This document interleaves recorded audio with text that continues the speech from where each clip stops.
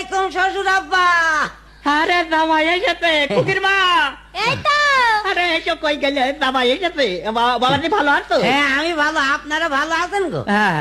আল্লাহ বৈশা গো বাবাজি, বৈশা। খুকে পাকড়া নিয়ে আয়। আল্লাহ, আব্বা তো আসার সময় বললো শ্বশুরের সাথে আলাপ সালাপ করো, গুমরামুখী থাকলে কিন্তু আবার বলবে জামাই আলাপ হোলা মতো, এই জন্য তো আলাপ করা লাগে। কি দিয়ে বা শুরু করি আলাপ?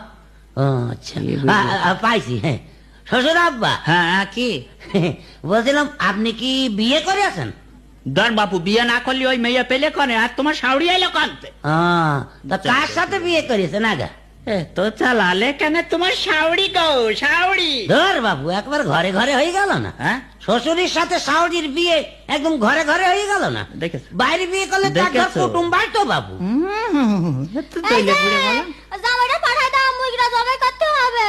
ও মুরগিও যাও গো। জবাই করতে হবে? হ্যাঁ হ্যাঁ, দাও দাও দাও দাও।